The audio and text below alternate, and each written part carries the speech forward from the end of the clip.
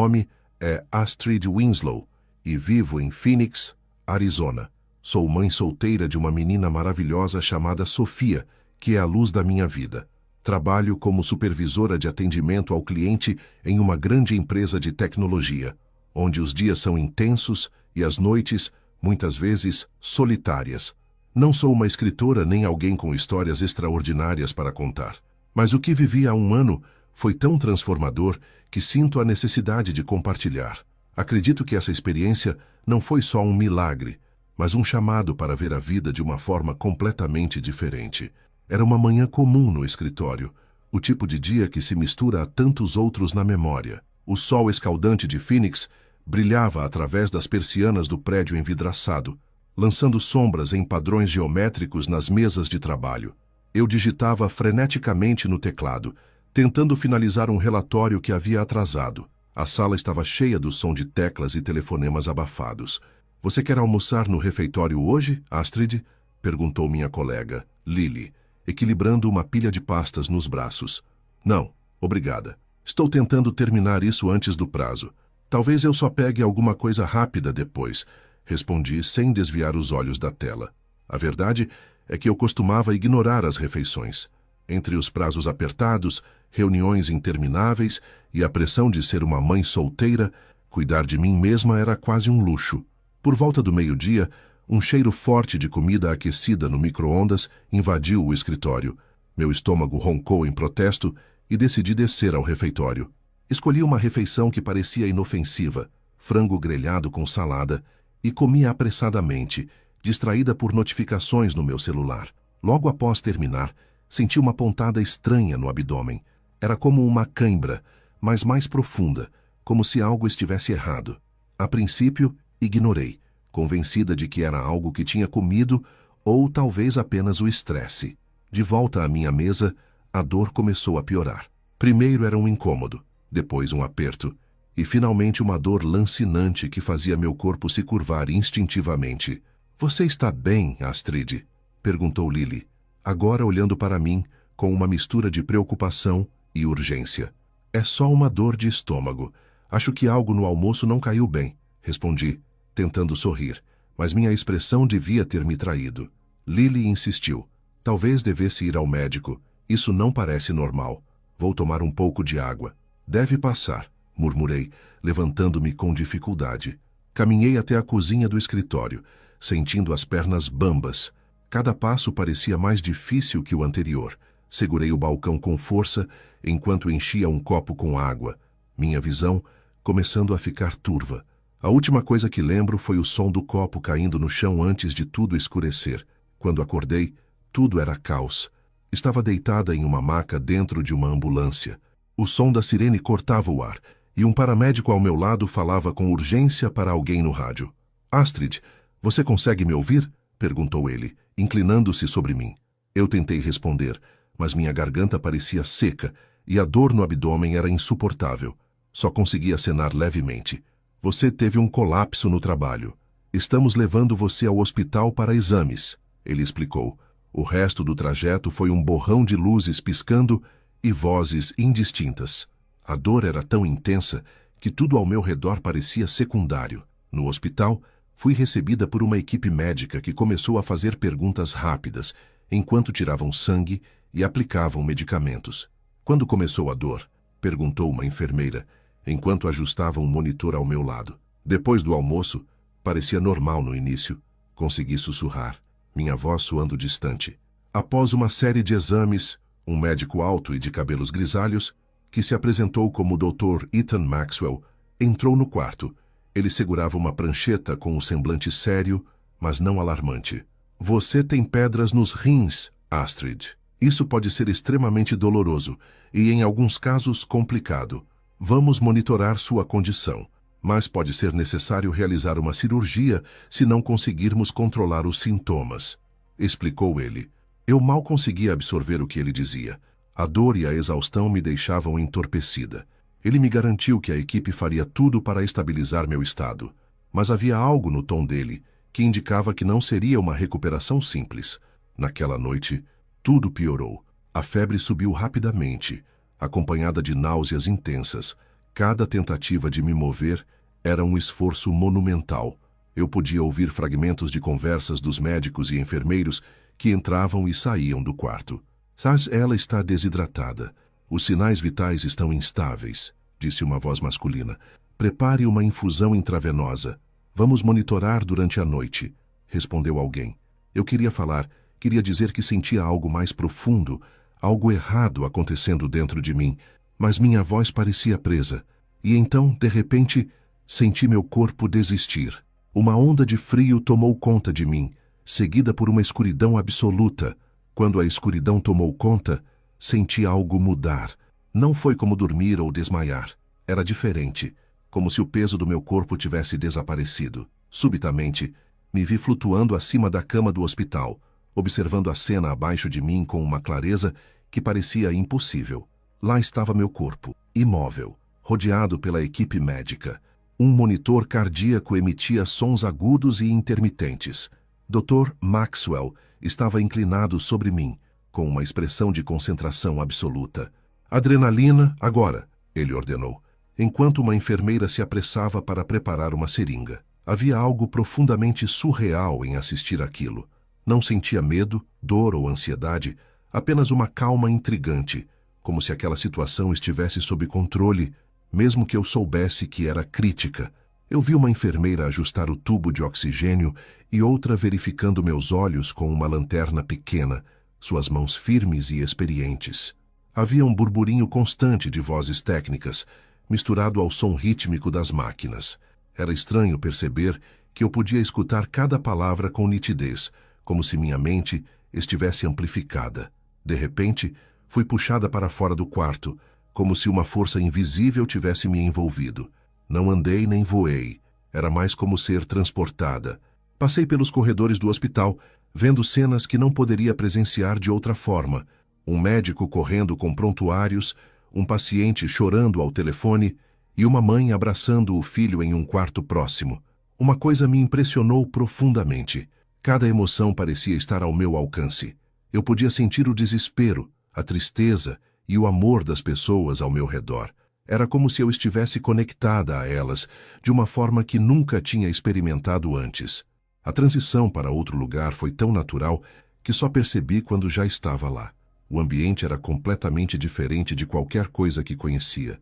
Era uma sala branca, iluminada por uma luz suave, mas poderosa. Não havia teto, paredes ou chão visíveis, mas eu estava em pé. A sensação era de leveza absoluta, como se o próprio ar fosse feito de energia. Na minha frente, uma porta enorme pulsava com uma luz dourada e vibrante. Era linda, mas também imponente, como se guardasse algo que eu não estivesse preparada para entender completamente. Dei um passo à frente, hesitante. Quando atravessei a porta, fui imediatamente envolvida por uma sensação indescritível de paz. Tudo o que era pesado na minha vida, preocupações, dores, mágoas, simplesmente desapareceu. O mundo que vi além da porta era de uma beleza que palavras não podem capturar. Colinas reluzentes, cores que pareciam vivas e um aroma de flores que parecia tocar a alma. Enquanto explorava esse lugar mágico, senti uma presença. Não era uma pessoa ou uma figura visível, mas uma energia que parecia envolver tudo. Era como se o próprio espaço estivesse vivo, consciente e profundamente amoroso. "Você está segura", uma voz disse dentro de mim. Não era um som externo, mas uma mensagem transmitida diretamente ao meu ser. Era inconfundível, a voz de algo maior do que tudo o que já conheci. Nesse momento, percebi algo monumental. Deus não era como eu havia aprendido na igreja quando criança. Não era um juiz severo, nem uma entidade distante. Era amor puro, uma força universal que não conhecia limites ou preconceitos. Enquanto absorvia essa verdade, notei uma trilha dourada que parecia me chamar. Seguia e cheguei a um túnel. Era escuro no início, mas com cada passo que dava, pequenos feixes de luz surgiam nas paredes, como estrelas em miniatura. Havia ramificações nesse túnel, e cada uma parecia levar a um destino diferente. A primeira ramificação me mostrou um lugar sombrio, quase sufocante. Lá, almas pareciam presas em ciclos de sofrimento, como se estivessem sendo confrontadas por seus próprios erros. Não era um inferno como eu imaginava, mas um reflexo do peso das ações que aquelas almas carregavam. Na segunda ramificação, havia um campo amarelado, onde figuras vagavam sem direção, com expressões apáticas e confusas. Era um lugar de resignação, um limbo onde as almas pareciam estagnadas. Finalmente, cheguei a uma terceira bifurcação, onde a visão era completamente diferente. Era uma floresta vibrante, cheia de vida e alegria. Havia uma cachoeira cintilante ao longe, e criaturas luminosas dançavam ao redor dela. Sentir aquele lugar era como renascer, como se cada partícula ali estivesse repleta de energia positiva. De repente, uma figura familiar apareceu. Meu tio Henry, que havia falecido anos atrás, estava ali sorrindo para mim. Ele não disse uma palavra, mas eu sabia exatamente o que ele queria comunicar. Com um gesto, ele apontou para algo no horizonte. Era como um lembrete silencioso de que minha jornada ainda não havia terminado. Você tem que voltar, Astrid. Sua filha precisa de você. Ouvi a mensagem em minha mente, clara e inconfundível. Eu queria ficar naquele lugar maravilhoso, mas algo dentro de mim sabia que ele estava certo. Minha missão na Terra não havia acabado. Após a mensagem do meu tio, senti uma força suave me guiando mais profundamente naquela experiência. Não era algo físico, mas uma conexão espiritual que me envolvia e conduzia para o coração do lugar onde eu estava. Eu não andava, nem voava. Parecia mais que flutuava, impulsionada por uma energia invisível. O ambiente ao meu redor começou a se transformar. O brilho branco puro que me cercava agora se misturava com tons dourados e prateados. Cada partícula de luz parecia vibrar em uma frequência harmoniosa, como se eu estivesse dentro de uma sinfonia celestial. De repente, a presença que eu havia sentido antes tornou-se mais palpável. Era algo avassalador e reconfortante ao mesmo tempo. Não era uma figura humana, nem uma entidade visível. Era uma força, uma essência que irradiava amor, compaixão e aceitação em níveis que eu nunca imaginara possíveis. Você é amada. A mensagem ecoou dentro de mim, não como uma voz externa, mas como uma certeza profunda que ressoava no meu ser. Enquanto absorvia aquela energia divina, um fluxo de conhecimento começou a se desenrolar na minha mente, como se pedaços de um quebra-cabeça invisível estivessem sendo colocados no lugar. Percebi que tudo o que eu pensava saber sobre Deus, religião e espiritualidade era apenas uma fração da verdade. Deus não era o ser punitivo e severo que eu havia aprendido nas lições de catecismo quando criança. Também não era uma entidade distante, isolada em algum plano celestial. Era amor puro, infinito e universal. Esse amor não fazia distinções. Não havia bons ou maus, apenas almas, todas dignas de compaixão e acolhimento. Lembrei-me de momentos na minha vida em que eu havia me sentido pequena, julgada ou insuficiente por não seguir certas normas religiosas. E ali, na presença daquela força divina, todas essas memórias se dissiparam. Deus não estava preocupado com rituais, regras ou dogmas. Não exigia adoração formal ou demonstrações de fé pública. O que importava era simples: o amor. Não o amor condicional que tantas vezes experimentamos na Terra, mas um amor universal, que vê além das falhas e acolhe cada ser como parte de algo maior. Em um dado momento, comecei a perceber uma conexão entre tudo o que existe. Era como se uma rede invisível unisse cada ser humano, cada planta, cada animal, cada partícula de energia no universo. Essa rede vibrava com a mesma força que eu sentia naquele momento, e era evidente que ela emanava de Deus. Você nunca está sozinha.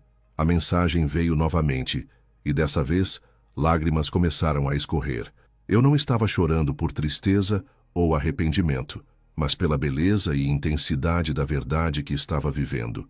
O cenário ao meu redor mudou mais uma vez. Agora, eu estava em um campo amplo, cercada por um céu infinito de tons dourados. Senti a presença divina novamente, mas desta vez, ela parecia estar me mostrando algo. Vi imagens da minha própria vida projetadas diante de mim, como pequenos fragmentos de um filme. Vi momentos felizes, o dia em que segurei minha filha Sofia pela primeira vez, o sorriso dela quando aprendeu a andar de bicicleta, as noites que passamos lendo juntas, Mas também vi momentos difíceis, discussões, erros que cometi, palavras que desejei nunca ter dito. Eu esperava sentir culpa ou arrependimento ao rever essas memórias, mas, para minha surpresa, o que senti foi compreensão. Era como se aquela presença divina estivesse me mostrando que até meus erros faziam parte de uma jornada maior. Cada falha era uma oportunidade de aprendizado, e não uma condenação. Perdoe-se, foi a mensagem final daquela experiência. Quando comecei a refletir sobre o que aquilo significava, percebi que muito do sofrimento humano vinha da ideia de que Deus estava distante, pronto para punir ou julgar. A verdade era completamente oposta. Deus era acessível, íntimo, presente em cada momento e em cada ser. Eu sabia que, ao voltar para minha vida, essa percepção mudaria completamente a maneira como eu enxergava o mundo. Não havia mais espaço para preconceitos ou divisões. Tudo fazia parte do mesmo todo, e o propósito era simples: viver com amor, compaixão e gratidão. Antes que eu pudesse me perder totalmente naquela paz, senti um novo chamado, uma sensação de que havia mais para eu ver e aprender. Era como se aquela presença divina estivesse me conduzindo para o próximo passo da minha jornada espiritual. Após a descoberta da verdadeira natureza de Deus, senti como se algo me puxasse gentilmente para frente, como se o lugar onde estava já tivesse cumprido seu propósito inicial. A sensação era de que ainda havia mais a aprender, mais a vivenciar. O ambiente começou a mudar novamente. O campo dourado ao meu redor começou a desaparecer, e fui envolvida por uma escuridão que não era ameaçadora, mas misteriosa. Era um túnel, profundo e longo, com paredes feitas de uma substância que parecia brilhar levemente, como se estivesse viva. À medida que eu avançava, vi pequenos feixes de luz que se moviam nas paredes, criando um efeito semelhante a estrelas piscando no céu noturno. Caminhando por aquele túnel, percebi que ele tinha ramificações. Cada uma parecia pulsar com uma energia diferente, como se levasse a destinos completamente distintos. Sentia uma curiosidade irresistível de explorar cada uma delas, mas também uma cautela natural, como se instintivamente soubesse que cada caminho guardava lições muito diferentes. A primeira bifurcação emanava uma energia pesada e opressora. Quando olhei para dentro, vi um lugar sombrio, quase sufocante. As cores eram escuras e frias, e as figuras que ali se moviam pareciam atormentadas. Vi pessoas se contorcendo em tristeza, presas em ciclos intermináveis de dor e arrependimento. O som do lugar era um murmúrio constante de vozes lamentando e chorando. Entendi que aquele era um reflexo das escolhas e dos fardos que essas almas carregavam. Não era um inferno literal, mas um lugar onde os espíritos confrontavam suas próprias ações e as consequências de suas decisões. Uma mensagem sutil ecoou dentro de mim. Todo sofrimento aqui é autoimposto, e a saída é a aceitação e o arrependimento. A segunda bifurcação era diferente. O ambiente parecia mais claro, mas havia algo estranho na energia daquele lugar. Quando olhei para dentro, vi um campo amarelado, quase sem fim. Nele, figuras vagavam sem direção, com expressões apáticas e olhar vazio. Pareciam estar presas em um ciclo de indecisão, como se estivessem esperando por algo que nunca chegava. Esse lugar representava um tipo diferente de estagnação, uma prisão de incerteza e falta de propósito. Fiquei comovida ao perceber como era fácil para as almas se perderem ali, simplesmente por não tomarem decisões ou por não aceitarem o fluxo natural da vida. A terceira bifurcação era completamente diferente. Assim que me aproximei, senti uma onda de calor e alegria me envolver. Era uma floresta mágica, repleta de árvores luminosas e flores que pareciam feitas de luz líquida. Ao longe, uma cachoeira cintilante despejava água cristalina em um lago que emitia uma suave luz prateada. Ali, vi figuras que exalavam felicidade e tranquilidade. Havia criaturas que pareciam saídas de contos de fadas, com formas elegantes e cores vibrantes. Algumas me olharam diretamente e, mesmo sem palavras, transmitiram uma sensação de acolhimento e alegria. Ao me aproximar da cachoeira, senti como se ela representasse algo maior, purificação e renovação. As almas que estavam ali pareciam livres de qualquer peso ou arrependimento. Era como se aquele lugar fosse um destino para aqueles que encontraram paz em suas jornadas. Enquanto eu absorvia tudo aquilo, senti uma presença familiar se aproximando. Virei-me e vi meu tio Henry, que havia falecido anos antes. Ele parecia mais jovem, mais saudável, como se estivesse em sua melhor forma. Seu sorriso era caloroso, e seus olhos transmitiam uma bondade que imediatamente me fez sentir segura. Henry, sussurrei, mas as palavras não saíram como som. Era como se estivéssemos nos comunicando diretamente, sem a necessidade de falar. Ele acenou para mim e me abraçou. Não era um abraço físico, mas um encontro de almas.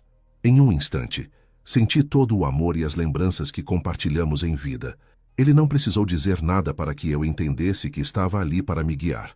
Apontando para a floresta e para a cachoeira, ele me transmitiu uma mensagem clara. Este lugar é lindo, mas ainda não é o seu momento. Você tem algo mais importante esperando por você. Logo após o encontro com Henry, fui conduzida para outro lugar. Era um edifício majestoso, feito de uma substância translúcida que parecia cristal, mas que brilhava com uma luz própria. Dentro, havia estantes infinitas, repletas de livros enormes, cada um com uma capa dourada e intricados detalhes. Um ser angelical se aproximou, radiante e sereno, e me levou até um livro específico. Ele explicou, sem palavras, que aquele era o livro da vida, o registro de todas as ações, pensamentos e sentimentos de cada alma. Não tenha medo, disse ele, ao perceber meu receio. Este livro não é para julgar, mas para ensinar. Quando o livro foi aberto, percebi que ele não mostrava apenas meus erros, mas também os momentos em que fui capaz de amar, perdoar e crescer. O anjo me assegurou que falhas podiam ser apagadas por arrependimento sincero, evidenciando a natureza misericordiosa de Deus. Antes de sair, o anjo disse: ainda não é hora de acessar todos os segredos. Sua missão na Terra ainda não foi concluída. Após a experiência com o livro da vida e o reencontro com meu tio Henry, senti uma mudança no ambiente ao meu redor. A luz vibrante e acolhedora que me cercava começou a diminuir, e um leve vento parecia soprar em minha direção, como se estivesse me empurrando de volta para onde tudo começou. Você precisa voltar.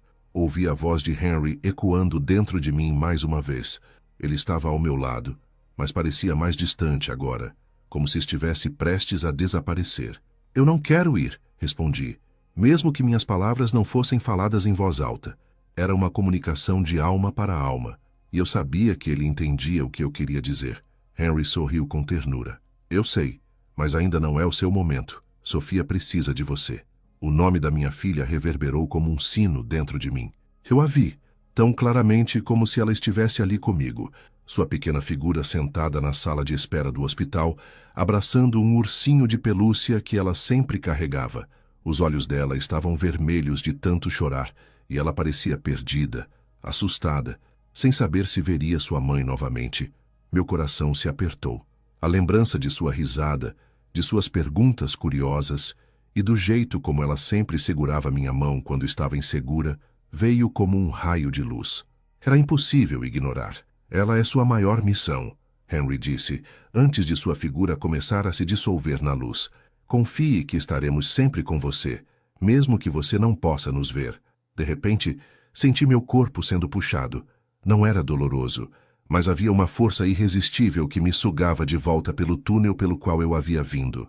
As visões deslumbrantes da floresta, da cachoeira e das bifurcações começaram a desaparecer, substituídas por um vazio silencioso que parecia me preparar para a próxima fase. Comecei a sentir meu corpo novamente, mas não como antes.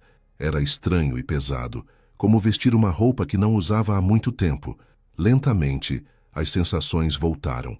O som abafado de vozes, o cheiro de álcool hospitalar, a pressão de algo apertando meu braço, provavelmente um medidor de pressão.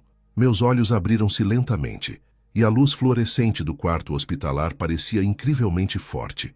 Pisquei várias vezes, até que minha visão ficasse nítida. A primeira coisa que vi foi o rosto de Dr. Ethan Maxwell, que estava parado ao lado da cama, segurando uma prancheta. Sua expressão era de puro espanto. "Bem-vinda de volta, Astrid", ele disse, a voz embargada por uma emoção que ele tentava esconder. Eu tentei falar, mas minha garganta estava seca. Uma enfermeira rapidamente apareceu com um copo de água e um canudo, ajudando-me a beber. Você nos deu um grande susto, Dr. Maxwell continuou, colocando a prancheta sobre a mesa ao lado da cama. Tivemos uma situação crítica ontem à noite. Seu coração parou por alguns minutos. E, honestamente, não esperávamos que você voltasse assim, tão de repente. Havia algo nos olhos dele que mostrava mais do que profissionalismo. Era como se ele estivesse tentando compreender algo que fugia da ciência que ele conhecia. Você se lembra de alguma coisa? Ele perguntou, tentando parecer casual, mas não conseguindo disfarçar a curiosidade. Hesitei por um momento. Como poderia explicar tudo o que havia visto e sentido? Decidi não entrar em detalhes. Apenas balancei a cabeça lentamente. Foi estranho, mas estou aqui agora. Pouco tempo depois, ouvi uma batida leve na porta. Antes que eu pudesse responder, ela se abriu, e Sofia entrou correndo, com lágrimas nos olhos e um sorriso no rosto. "Mamãe!" ela gritou, jogando-se nos meus braços com tanta força que quase derrubou os cabos e tubos conectados ao meu corpo. Eu a abracei com toda a força que consegui reunir, sentindo seu coraçãozinho batendo contra o meu. "Eu estou aqui, meu amor", sussurrei, com lágrimas escorrendo pelo rosto. "Eu sempre estarei aqui." Ela me olhou com os olhos cheios de preocupação. "Eles disseram que você quase foi embora. Você não vai me deixar, né?" Segurei seu rosto com minhas mãos, olhando diretamente em seus olhos. "Nunca. Eu prometo que nunca vou deixar você sozinha." Nos dias seguintes, enquanto me recuperava no hospital, os médicos discutiram minha recuperação como algo quase milagroso. Dr. Maxwell mencionou mais de uma vez que o tempo de parada cardíaca que eu tive geralmente causava danos irreversíveis, mas todos os meus exames voltaram normais. É um daqueles casos que nós, médicos, não conseguimos explicar. Ele admitiu uma noite, enquanto revisava meus sinais vitais. Eu sorri levemente. "Talvez nem tudo precise ser explicado, doutor." Ele me lançou um olhar intrigado, mas não pressionou o assunto. Acho que ele sabia que havia algo maior naquela história. Os dias seguintes à minha alta do hospital foram uma mistura de alívio, reflexão e uma nova sensação de propósito. Enquanto minha recuperação física foi rápida e tranquila, o verdadeiro trabalho estava acontecendo dentro de mim. Algo em minha visão de mundo, de Deus e até de mim mesma havia mudado profundamente. Antes daquela experiência, minha vida era guiada por uma rotina rígida e previsível. Meu trabalho, minha filha, minhas contas, tudo era organizado em uma lista de tarefas que parecia nunca terminar. Eu vivia no modo automático, constantemente me preocupando com o próximo problema, o próximo prazo, sem nunca parar para apreciar o que realmente importava. Agora, cada dia parecia um presente. Abrir os olhos de manhã, sentir o calor do sol, ouvir a risada de Sofia, tudo isso havia ganhado um significado renovado. As coisas que eu costumava ignorar ou considerar triviais agora me enchiam de gratidão. Lembro-me de um momento em particular, uma tarde em que levei Sofia ao parque. Enquanto ela corria pelo gramado, perseguindo borboletas, percebi algo simples, mas poderoso. A vida não era sobre grandes conquistas ou ambições. Era sobre esses pequenos momentos de alegria e conexão que tornam a existência verdadeiramente significativa. Minha experiência no além me deu uma compreensão completamente diferente de Deus. Cresci em uma família religiosa, mas sempre tive uma relação complicada com a fé. As regras e os julgamentos associados às religiões que conheci muitas vezes me fizeram sentir insuficiente, como se Deus estivesse sempre esperando que eu falhasse. Agora, sabia que Deus não era nada disso. Não havia julgamento, apenas amor. Não havia divisões, apenas unidade. Essa percepção me libertou de muitas das inseguranças que carregava. Quando compartilhei essa nova visão com minha amiga Lily, que era uma devota cristã, ela ficou inicialmente confusa. "Você está dizendo que Deus não se importa com o certo e o errado?" Ela perguntou, franzindo a testa. "Não é isso", expliquei. "Deus se importa, mas não da forma como fomos ensinadas. Não é sobre punição ou recompensa. É sobre amor, sobre aprender com nossos erros e fazer o nosso melhor." Ela ficou pensativa por um momento antes de finalmente sorrir. "Talvez você esteja certa. Talvez a gente complique demais algo que deveria ser simples. Minha transformação não foi apenas interna, ela também se manifestou nas minhas ações. Passei a me envolver mais em causas de caridade, ajudando comunidades locais em Phoenix. Também comecei a dedicar mais tempo à minha saúde e bem-estar. Você está diferente, mamãe, Sofia comentou um dia, enquanto pintávamos juntas na sala de estar. Diferente como? Perguntei, curiosa. Mais feliz, mais calma, ela respondeu com um sorriso. Sua franqueza me desarmando completamente. Era verdade. A ansiedade constante que antes definia minha vida parecia ter desaparecido. Agora, eu estava presente, vivendo cada momento com gratidão e propósito. A maior lição que aprendi foi que a vida não é perfeita, e isso é parte de sua beleza. Os erros fazem parte do processo, e o importante é aprender com eles, não se punir por eles. Também perdi o medo da morte. Antes, a ideia de morrer me aterrorizava, principalmente por causa de Sofia.